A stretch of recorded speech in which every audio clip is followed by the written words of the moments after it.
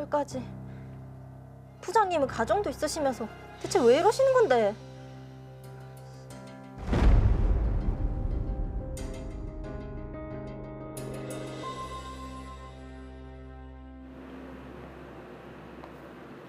본부장님, 안녕하십니까? 윤재 씨. 회사에 입사한 지 3개월 정도 된 것 같은데 어떻게 일할 만해요? 네, 선배님들도 잘 대해주시고 업무도 적성에 잘 맞습니다. 다행이네. 혹시 남자친구 있어? 아, 남자친구 아니요, 없습니다. 아, 그래? 그럼 저녁에 나랑 따로 좀 볼까? 무슨 일로? 뭐 업무 격려 차원이라고 생각하면 돼. 따로 할 얘기도 좀 있고. 알겠습니다. 격려를 왜 저녁에 하죠? 그것도 왜 따로 하죠? 본부장님, 근데 왜 따로 보자고 하신 건지. 아, 윤재 씨. 나 남자친구로 어때요? 예? 네? 처음에는 신입사원이라서 그냥 그랬는데 아무래도 내가 윤지 씨를 이성적으로 좋아하는 것 같고 이제는 그 좋아하는 감정이 너무 커져서 꼭 고백을 해야 되겠더라고. 어때요? 나 받아줄 수 있어요? 본부장님, 결혼하셨잖아요. 이런 얘기 불쾌합니다. 아니 요즘 같은 세상에 기혼인 게 뭐 어때서? 다들 결혼해가지고 애인 한두 명씩 두고 사는 세상인데. 아니요, 무슨 소리 하는 저는 거예요? 그럴 생각 없습니다. 오늘 얘기 못 들은 걸로 하겠습니다.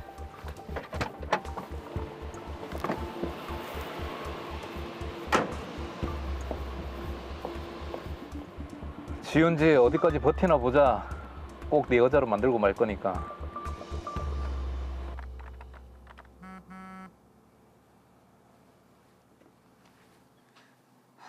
뭐지?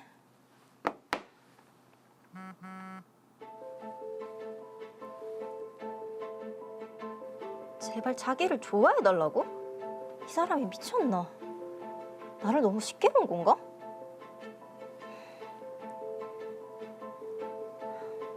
본부장님, 정말 좋은 상사로 생각하고 존경하지만 죄송합니다. 이런 연락 안 하셨으면 좋겠습니다.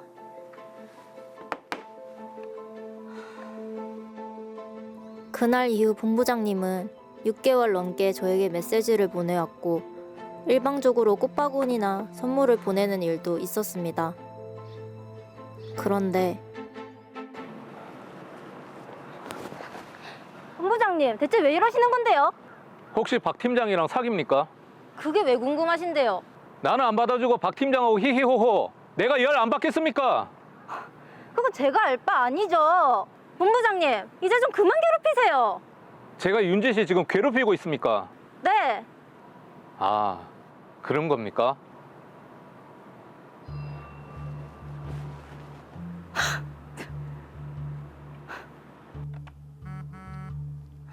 또 뭔데? 엥? 저런 문자를요? 아 참나.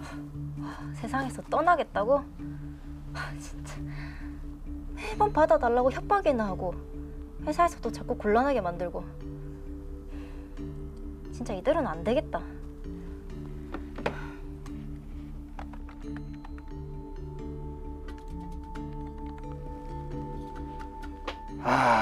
회사에서 유부남 상사가 미혼 직원한테 추파를 던져. 하. 아니 업무 지시할 때도 사적인 감정을 담았어. 아이고. 아니 이건 당연히 해고 사유지. 사장님, 제가 왜 해고가 됩니까? 아니 자네가 지은지 사원인데 한 짓을 생각해보게. 아니, 지윤지 사원이랑 저랑은 사적인 일이잖아요. 그게 왜 회사 징계 사유가 됩니까? 저는 이 결정 따르지 않겠습니다. 아니 그러면 어쩌겠다는 건가? 저 정식으로 소송 제기하겠습니다.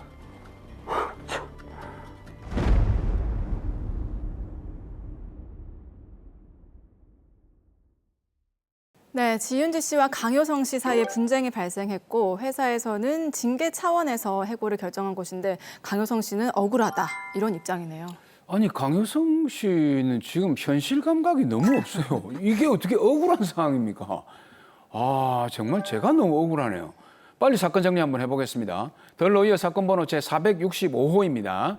지윤지 씨는 신입사원으로 회사에 입사한 이후 상사인 강효성 씨로부터 일방적인 구애 요청을 받아왔는데요.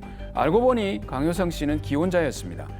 직장 상사이기에 마냥 무시할 수는 없었지만 지윤지 씨는 지속적으로 단호하게 그의 고백을 거절했습니다.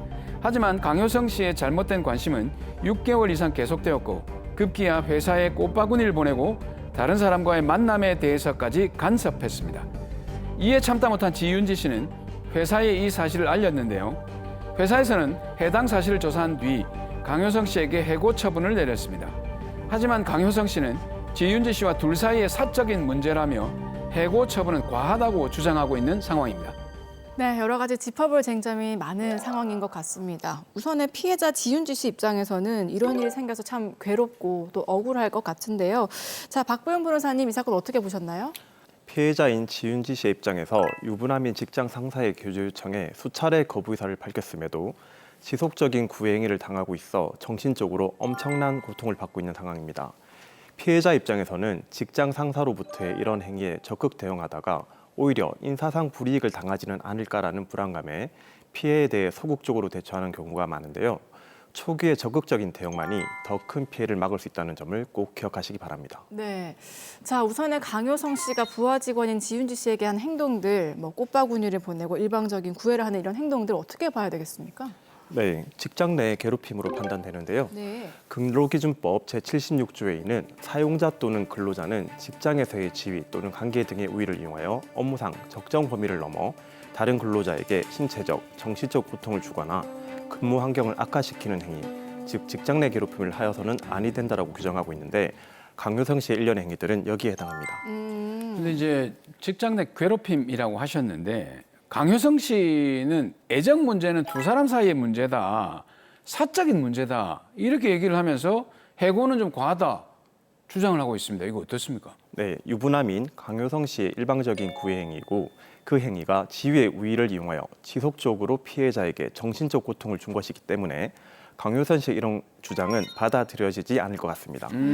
더구나 두 사람은 직장 내 관계를 넘어서는 특별한 친분이 없는 상태에서 피해자가 거부 의사를 명백히 밝혔음에도 업무에 사적인 감정을 담아서 지속적으로 고백한 것이기 때문에 직장 내 괴롭힘에 해당합니다. 네, 자 직장 내 괴롭힘이라고 하면은 보통 우월적인 지위를 이용해서 괴롭힘이 있었느냐 이게 좀 가장 중요한 부분 아니겠습니까? 네, 현행법상으로 직장 내 괴롭힘의 요건은 직장에서의 지위 또는 관계 등의 우위를 이용할 것, 업무상 적정 범위를 넘어질 것, 신체적, 정신적 고통을 주거나 근무 환경을 악화시키는 행위일 것이라는 세 가지 요건이 필요한데요. 네. 실무상 중요한 쟁점은 우위성과 업무상 적정 범위를 넘어서는 행위인지입니다. 우위성은 직책 또는 직위 관계상 우위로 판단하고요. 판례는 업무상 적정 범위를 업무 수행에 필요한 사회 통념상 상당한 범위라고 추상적으로 표현하고 있어서 결국 행위의 내용을 사안마다 개별적으로 판단해야 합니다. 네. 자, 그리고 살펴볼 부분이 이게 좋아한다고 계속 얘기를 한 부분, 이건 일종의 성희롱으로 봐야 하지 않을까요? 아, 글쎄요. 이게 그 진심을 담아서 고백하는 거를 성희롱으로 것까지 이렇게 가는 건 좀 애매할 것 같은데 어떻습니까? 이 애정 표현도 성희롱이 될 수 있습니까, 변호사님? 네, 뭐 두 분의 말씀처럼 충분히 논란의 여지는 있고요. 좋아한다는 감정 표현이 어떻게 성희롱이냐고 반박할 수도 있지만 직장 내 성희롱에 대한 제재 조치가 강화된 상황에서 이런 주장은 성인지 감수성이 부족하다고 판단될 수 있습니다. 만약 강효성 씨가 지윤지 씨에게 보고 싶다, 좋아한다고 하면서 예쁘다, 아름답다와 같은 외모를 평가하는 말을 하는 것은 언어적 성희롱에 해당하고 네. 아까 드라마에서 본 것처럼 위아래로 이렇게 몸을 쳐다보는 것은 시각적 성희롱에 해당할 수도 있습니다. 오. 자, 그런데 이런 성희롱 사건 같은 경우에는 대부분 두 사람 사이도 은밀하게 발생하기 때문에 가해자가 나는 전혀 그런 의도가 아니었다, 상대방이 예민한 거다 이렇게 부인하면 이게 또 쉽지가 않을 것 같아요. 인정되는 네, 게요. 실제로 그런데요. 네. 실제 많은 경우에 단순히 격려한 것이지 성희롱이 아니라고 변명을 많이 합니다. 그래서 증거를 수집하는 것이 매우 중요한데요. 피해 사실을 구체적으로 기재한 일기나 피해 일지를 기록해 두거나 피해 사실을 주변 사람에게 알리거나 가해자들이 직장 내 성희롱 행위를 한 직후에는 가해 사실을 인정하는 경향이 많기 때문에 그 점을 녹음해 두는 것도 하나의 방법입니다. 네. 그리고 권력관계에 기반한 직장 내 성희롱은 반복되기 쉽기 때문에 초기부터 즉각적으로 대응하는 것이 매우 중요하고 성희롱의 미래성을 고려해서 피해자의 진술이 구체적이고 일관되면 진술만으로도 성희롱 사실을 인정하고 있다는 점도 알아두시기 바랍니다. 네. 자, 그리고 지윤주 씨가 원하지 않는데도 지금 강효성 씨는 계속 문자 메시지를 보내고 또 꽃바구니를 보내는데 이거는 스토킹이라고 봐야 되지 않을까요? 네, 실제로 강효성 씨는 이렇게 이례적으로 고백했다면 그 행위는 직장 내 괴롭힘이나 성희롱에 해당할 수 있는데요. 이 사건처럼 6개월 이상 피해자의 의사에 반해서 고백하는 문자 메시지를 보내고 꽃바구니나 선물까지 보냈으므로 스토킹 범죄에 해당하여 스토킹 처벌법으로 형사처벌될 수 있는 상황으로 보입니다. 네. 근데 지금 이 드라마에서 보면 강효성 씨 같은 이런 현실 감각이 없는 사람들은 지윤지 씨 때문에 자기가 해고됐다고 보복 행위를 할 가능성도 있거든요. 이 지윤지 씨를 보호할 어떤 방법은 없을까요? 네, 실제로 굉장히 많은 분들이 그런 부분이 궁금해하실 것 같은데요. 강효성 씨의 행위는 스토킹 범죄에 해당하기 때문에 스토킹 처벌법상 잠정 조치를 통해서 주거지나 직장 등의 접근 금지 및 전기 통신을 이용한 접근 금지 조치를 통해 보호받을 수 있습니다. 네. 그리고 강효성 씨가 잠정 조치를 위반하여 지윤지 씨에게 보복 행위를 한다면 스토킹 범죄로 인한 처벌 외에도 잠정 조치 위반으로 인한 처벌까지 가중 처벌받게 됩니다. 자, 만약에 형사 고소까지 진행을 하게 되면은 강효성 씨가 당연히 처벌을 받겠네요. 네, 지금 드러난 범죄를 보면 스토킹 처벌법 위반으로 3년 이하의 징역 또는 3천만 원 이하의 벌금에 처해질 수 있고 강효성 씨가 지윤지 씨의 팔을 잡아 끌고 옥상으로 간 행위는 강제추행에 해당할 여지가 있는데 이 경우에는 성폭력처벌법 제10조가 적용되어 3년 이하의 징역 또는 1,500만 원 이하의 벌금에 처해질 수 있습니다. 또 지윤주 씨가 민사적으로 손해배상 청구를 해볼 수도 있지 않겠습니까? 네, 당연히 할 수 있습니다. 강효성 씨의 일방적이고 지속적인 구애 행위로 지윤지 씨는 오랜 기간 정신적 고통을 받아왔기 때문에 형사적 고소 외에도 민사적으로 불법 행위로 인한 손해배상 청구, 즉 위자료 청구 소송이 가능합니다. 네. 자, 그리고 또 하나 짚어봐야 될 부분이 회사에서 징계 처리를 통해서 해고 처리를 했지 않습니까?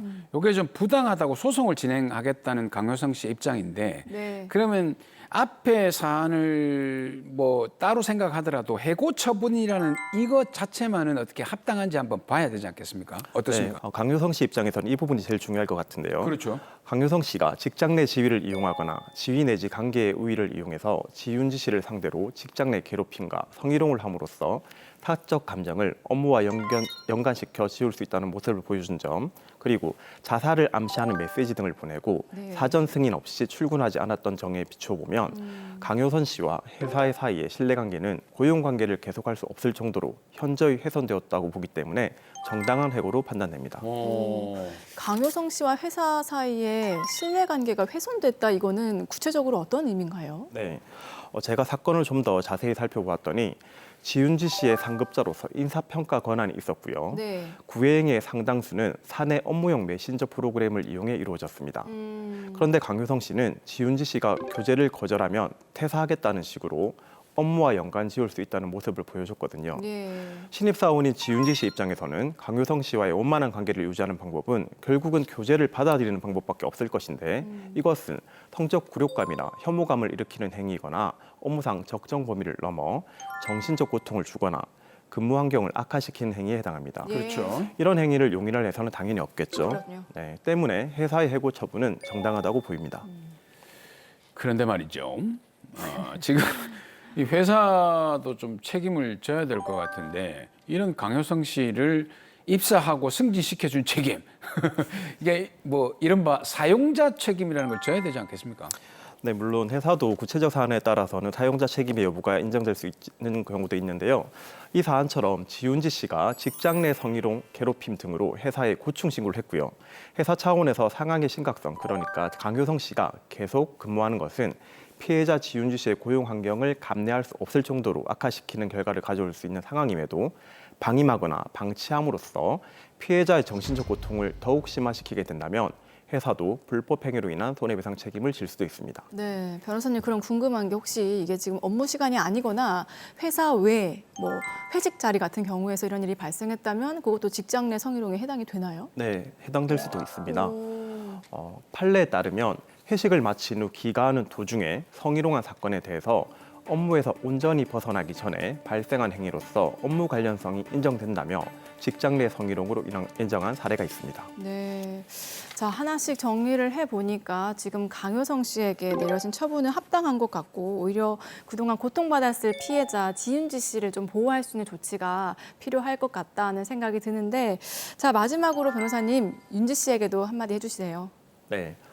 그동안 정말 오랫동안 그 누구에게도 쉽게 말하지 못할 고통 속에서 힘드셨을 텐데요.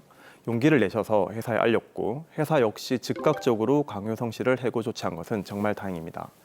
다만 강효성 씨는 지윤지 씨의 고충 신고로 해고까지 된 상황이라 혹시 나쁜 마음을 먹고 보복행위를 할 수도 있기 때문에 꼭 스토킹 처벌법 위반으로 형사 고소를 하시면서 잠정 조치를 받아 신변의 안전을 확보하시기 바랍니다.